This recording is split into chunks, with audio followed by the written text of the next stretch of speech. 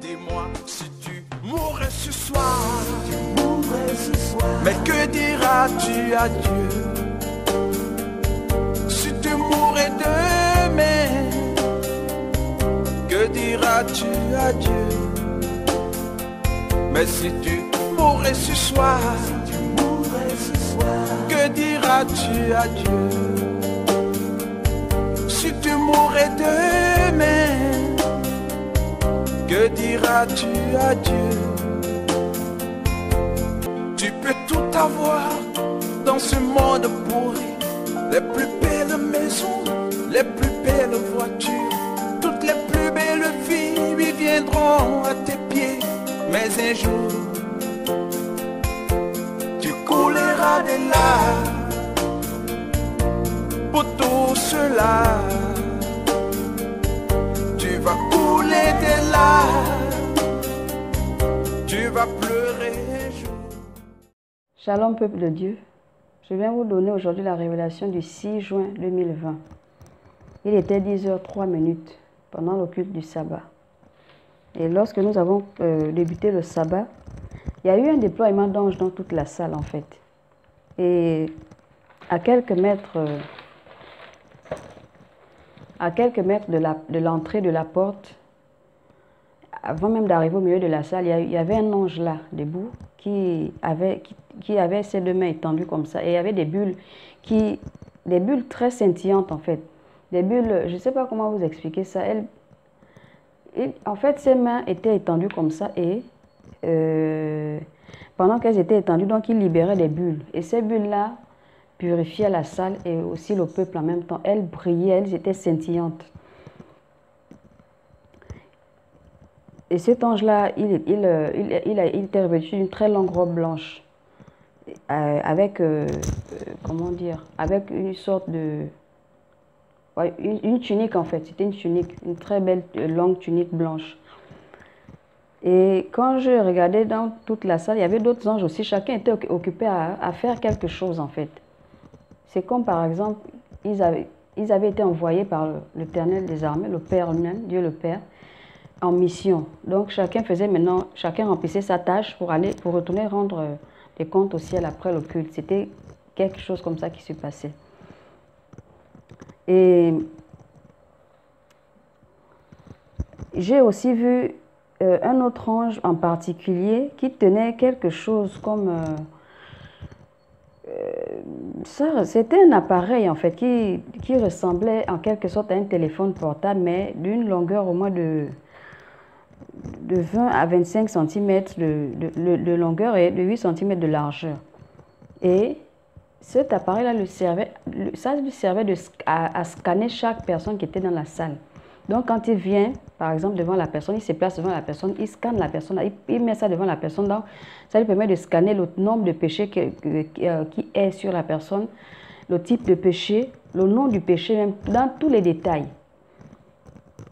Et donc, c'est comme ça qu'il vérifiait l'état spirituel de chacun de nous dans la salle. Et j'ai remarqué aussi que par rapport aux 18 péchés qui font 666, il y avait plusieurs âmes, parce qu'à part nous dans la salle, il a aussi été amené à scanner d'autres personnes ailleurs que dans la salle. Et lorsqu'il scannait d'autres personnes, j'ai remarqué que par rapport à ces 18 péchés-là, certaines âmes qui étaient déjà marquées spirituellement, c'est-à-dire par un seul ou plusieurs de ces péchés, et qui luttaient contre un seul péché pour s'en sortir, leur état spirituel faisait que ce seul péché était comme la boucle en fait, c'était comme la boucle d'une chaîne. Et lorsque cette personne se battait pour quitter ce péché, le Seigneur effaçait. Mais lorsque la personne, à un moment donné, la personne se bat, il n'a pas encore reçu la main de Dieu pour venir enlever ce péché de sa vie et que la personne se relâche. Ce seul péché qui était comme une boucle là enfantait d'autres péchés. Donc c'était maintenant plusieurs boucles. Comme vous voyez les chaînes en fait, plusieurs boucles de chaînes qui sont... enfin, je ne sais pas, vous voyez un peu les chaînettes que vous portez souvent là, que certaines personnes portent encore. C'était un peu quelque chose comme ça. Mais en gros, comme à l'état d'avant, au temps de l'esclavage. C'était des grosses chaînes comme ça. Mais lorsque la personne se repentait, j'ai remarqué que lorsque la personne se repentait de ses péchés, à nouveau, tous ses péchés étaient effacés. Et c'était notre cas dans la salle. Puisque nous étions dans la phase de la repentance, donc c'était notre cas dans la salle. En nous scannant, l'ange là, donc, en fait, les chiffres s'effaçaient. Les chiffres, ça s'effaçait en fait parce que les péchés à ce moment étaient représentés. Si par exemple la personne avait 2, 3 péchés, ça marquait aussi 2 péchés ou 3 péchés ou 1 péché, ainsi de suite. Mais lorsqu'on est en train de se repentir, donc ça s'effaçait en fait. Après, le pasteur a commencé à prêcher sur la base de Actes des Apôtres, chapitre 16, à partir du verset 16 en allant. Et pendant que je m'apprêtais donc à prendre des notes au sujet de la prédication, j'ai entendu un des 24 veillards me dire: que notes-tu? Après toi plutôt, nous devons travailler. Et c'est alors qu'il m'a donné. Donc, c'est-à-dire que, au lieu de me laisser prendre des notes sur la prédication que le pasteur est en train de donner, l'un des 24 veillards m'a dit non, nous devons plutôt travailler. Et c'est alors qu'il m'a donné un thème sur lequel il devait m'enseigner. Et le thème, c'était les signes et les couleurs. Et il a dit ceci: lorsque vous voyez les hommes de ce monde faire des signes de leurs doigts ou de leurs pieds, sachez qu'ils libèrent une très grande quantité de démons et de malédictions. Au moment où ils le font, le séjour de mort élargit sa bouche, car leurs pratiques doivent aboutir à des sacrifices humains ou animaux. Pourquoi ces 4 couleurs? Pourquoi ces 4 couleurs dans l'occultisme? La couleur blanche, la couleur jaune, la couleur rouge et la couleur noire. Il est vrai que peut-être certaines personnes ne se sont jamais posé la question, mais moi-même personnellement, je faisais des recherches. Et ça fait peut-être, je pense, une affaire de 2 ou 3 ans que j'essayais de creuser par rapport aux 4 cavaliers de l'Apocalypse, chapitre 6. Le cavalier noir, le cavalier blanc, le cavalier roux et le cavalier pâle. Mais ici, l'un des 24 vieillards maintenant vient de donner certains éclaircissements. Il pose la question: pourquoi ces 4 couleurs dans l'occultisme? La couleur blanche, qui équivaut au cavalier blanc de l'Apocalypse. L'ange de lumière, qui équivaut au cavalier blanc de l'Apocalypse, c'est-à-dire l'ange de lumière. Cette forme de magie est la plus simple. Elle émane des esprits des eaux. Ceux qui la pratiquent sont très passifs et savent patienter. À ceux-ci, Satan ment qu'ils sont saints. Et l'ange m'expliqua que ces 4 couleurs, la couleur blanche, la couleur jaune, la couleur rouge et la couleur noire, Satan s'est servi en fait des couleurs décrites dans l'Apocalypse 6, selon les couleurs des 4 cavaliers en fait, pour fabriquer dans son système occulte là-bas et attribuer la magie en fait. C'est-à-dire, on entend souvent parler de la magie rouge, la magie jaune, la magie noire, la magie blanche. Satan s'est donc inspiré de la couleur de ces 4 cavaliers-là pour créer ça en fait. Je sais que l'un de ce 24, ce vieillard m'expliquait. Donc on a fini avec la couleur blanche. Il est arrivé à la couleur jaune. Il dit, ça équivaut au cavalier pâle de la Bible, de l'Apocalypse. À ceux-ci, Satan ment que leurs pouvoirs n'ont aucune limite. Ceux-ci aiment manger des choses impures. Ils sont rassasiés des abominations. Ils aiment la saleté et se sentent bien lorsqu'ils sont sales. Dans ce groupe, le plus souvent, vous allez trouver les tradis praticiens, les sorciers et quelques magiciens. On s'en va maintenant à la couleur rouge, qui équivaut au cavalier roux de l'Apocalypse. Cette forme de magie est très dangereuse. Ceux qui la pratiquent n'ont égard à personne parce que Satan leur ment qu'ils sont les plus puissants sur terre. Ils aiment verser le sang humain boire le sang humain et manger la chair humaine. Ils sont très sournois, très rancuniers et très méchants. Ils ne pardonnent pas et sont animés des esprits de vengeance. Vous trouverez dans ce groupe des satanistes et tout type de sectes. C'est ici leur origine.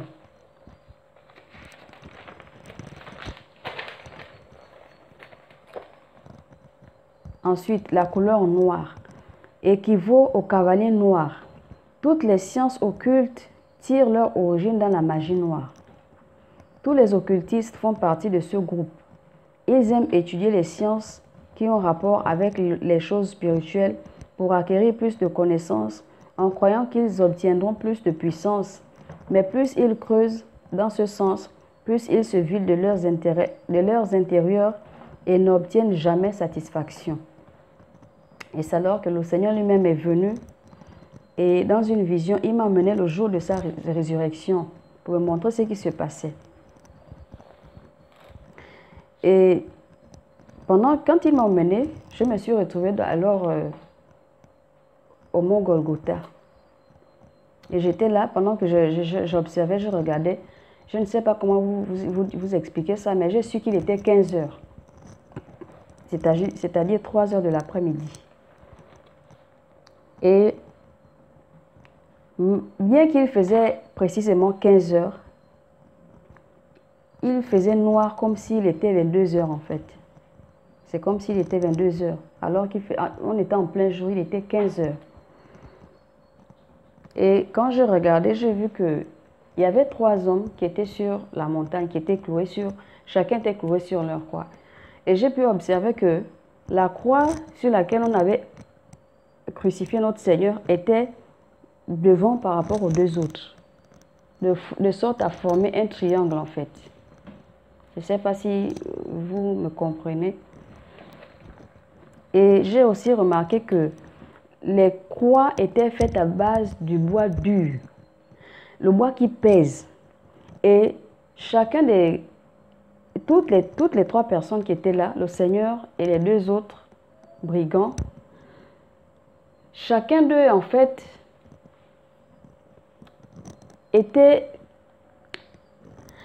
les croix étaient plus grosses et plus grandes qu'eux en fait, les 3, malgré leur stature.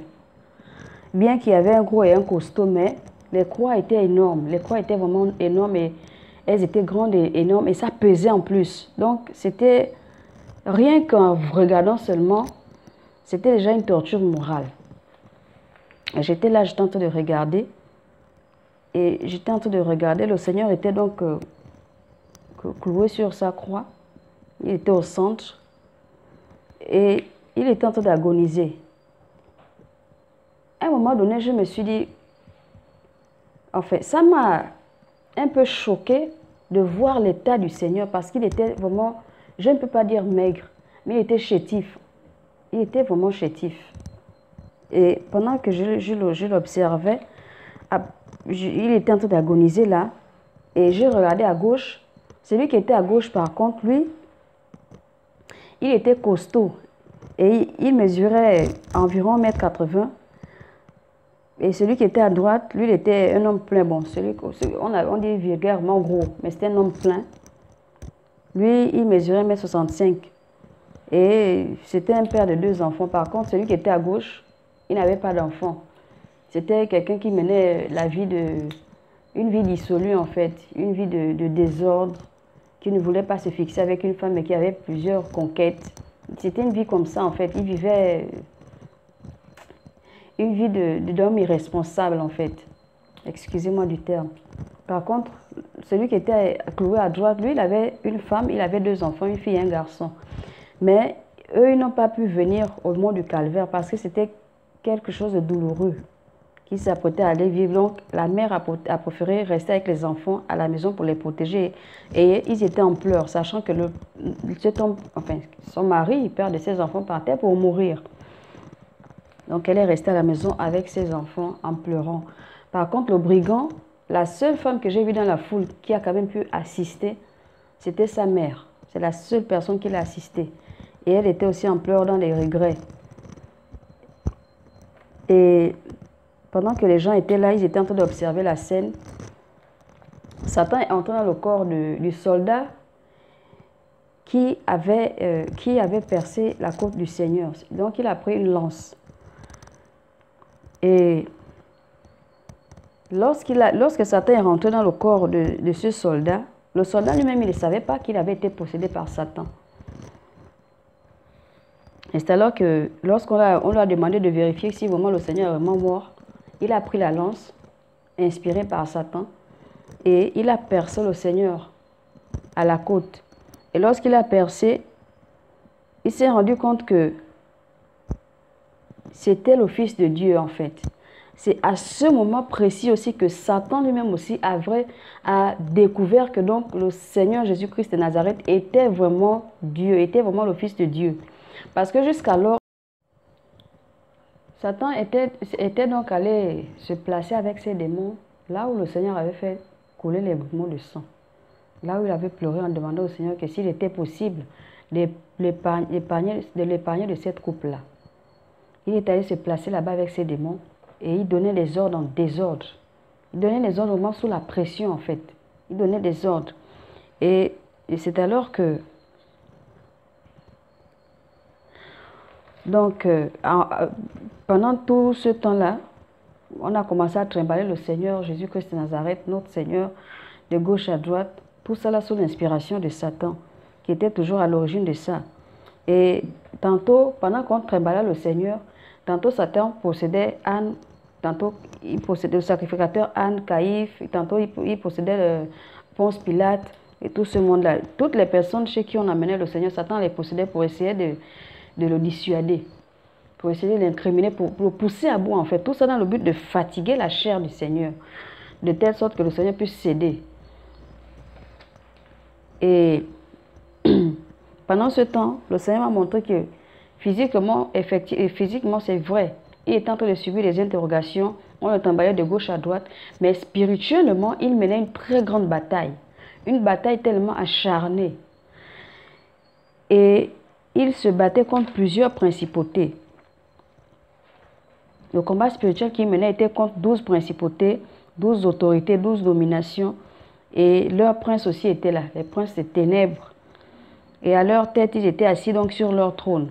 C'est eux donc qui animaient donc la foule aussi qui était autour à faire le bruit, faire le désordre, crier, faire de n'importe quoi, des tapages en fait, tout ce qui s'est passé autour de lui là. Et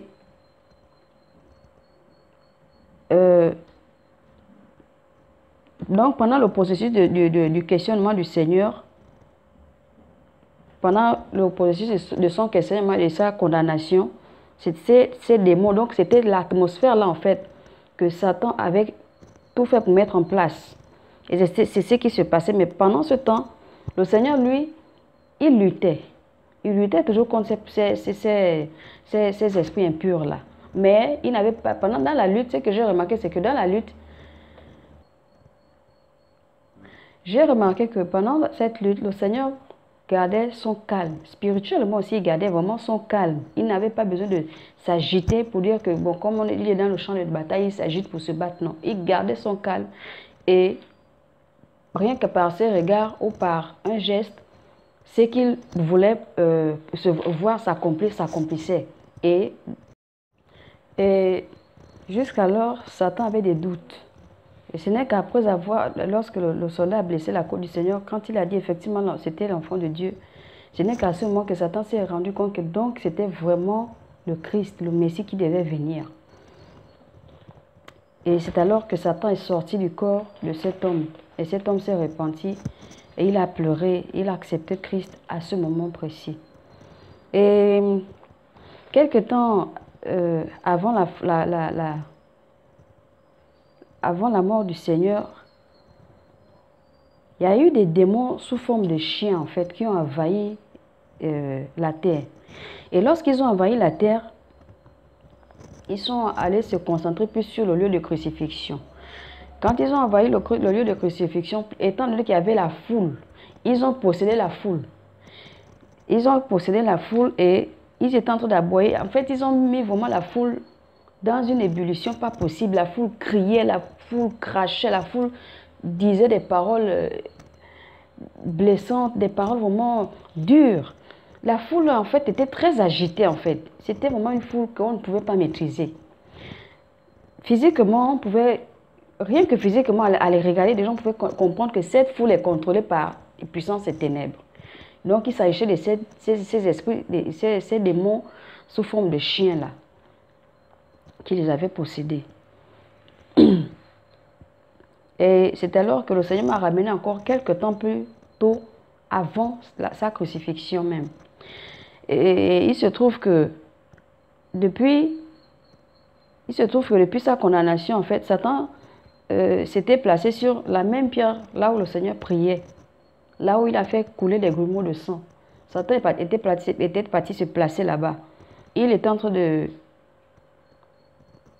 Satan était accompagné de ses plus hauts dignitaires, en fait, ses démons et tout. Donc, il était en train de chercher à... Il trouvait que le Seigneur était vraiment quelqu'un de... comment dire? En fait, il trouvait que le Seigneur était mystérieux, que c'était un homme très mystérieux. Puisqu'il était encore dans le doute, il n'avait pas encore su que c'était vraiment le Seigneur, le Christ, le Messie. Il avait des doutes, mais ça, c'est quel type d'homme? Je n'ai jamais fait face à un homme qui me résiste autant, un homme qui a tant de puissance, un homme qui a tant de pouvoir, qui n'a presque rien d'humain. Il est très différent des humains que j'ai toujours affrontés, mais quel est ce genre d'homme? Donc il avait des doutes, est-ce que c'est vraiment le Christ ou ce n'est que quelqu'un que Dieu utilise? Un simple serviteur de Dieu que Dieu utilise. Mais quel est ce genre d'homme? Donc, à chaque fois quand le Seigneur quittait un endroit, Satan venait remplacer pour essayer de voir, en fait, une façon de le filer, de l'espionner. Voilà, c'est ça le mot même. Une façon de l'espionner. Et donc, donc, Satan avait fatigué la chair du Seigneur dans les jours qui précédaient sa crucifixion, croyant que c'était un homme ordinaire dans le but d'avoir son âme, en fait. Et comme il avait des doutes, je le disais un peu plus haut, étant donné qu'il avait des doutes par rapport aux œuvres que le Seigneur faisait, en fait. Et pendant cette lutte-là, c'est rien que le Seigneur ne luttait pas avec l'agitation, non. C'est ce qu'il voulait voir s'accomplir qu'il prononçait. Et c'est ce qui arrivait à ces démons dans le domaine spirituel. Et même pendant que le Seigneur portait sa croix, il se battait toujours spirituellement contre les plus grands démons de la terre et de l'espace et du deuxième ciel et de l'univers entier que Satan avait envoyé, en fait. Même Satan lui-même aussi était dans le lot. Ils se battaient tous contre le Seigneur. Il y a des démons mâles comme des démons femelles, pardon. Et ces démons le harcelaient. Il le harcelait tellement qu'il l'harassait même aussi, en fait. Il le pressait sans relâche. Comme vous voyez un peu un essaim d'abeilles. Il était vraiment harcelé. C'était pas possible. Mais malgré ça, le Seigneur gardait son calme et il avait le dessus sur eux. Il ne se laissait pas influencer, en fait, ou dominer, non. Et lorsque le Seigneur a crié, tout est accompli. Il y a eu une forte explosion à l'échelle mondiale. Et cette explosion, c'est comme vous pouvez un peu voir dans ceux qui suivaient les films avant. L'illustration, c'était du genre, comme vous pouvez un peu voir, il y a eu une explosion quelque part après l'explosion, les ténèbres. Ensuite, après les ténèbres, maintenant, vous voyez un peu une petite lueur qui s'élargit au fur et à mesure pour laisser place à une forte lumière. Ensuite, le jour est revenu, en fait. Et c'est ce qui s'est passé dans un grand tremblement de terre. Il y avait eu un grand tremblement de terre. Il y avait vraiment le bruit partout. Et après, tout s'est calmé. Tout s'est calmé et tout est redevenu dans l'ordre. Et c'est alors que le Seigneur, la journée avait pris son cours. Et après m'avoir montré ça, le Seigneur a dans mes oreilles cette phrase-là. Dis-leur que je les aime à ce point, mais que mon amour ne les empêchera pas d'aller en enfer. S'ils m'obéissent, ils seront sauvés. Sinon, ils périront éternellement. Voici la fin de cette révélation, frères et sœurs. Paix et grâce. Dis-moi si tu mourrais ce soir, mais que diras-tu à Dieu? Si tu mourrais demain, que diras-tu à Dieu? Mais si tu mourrais ce soir, que diras-tu à Dieu? Si tu mourrais demain, que diras-tu à Dieu? Tu peux tout avoir dans ce monde pourri, les plus belles maisons, les plus belles voitures, toutes les plus belles filles lui viendront à tes pieds. Mais un jour, tu couleras des larmes pour tout cela.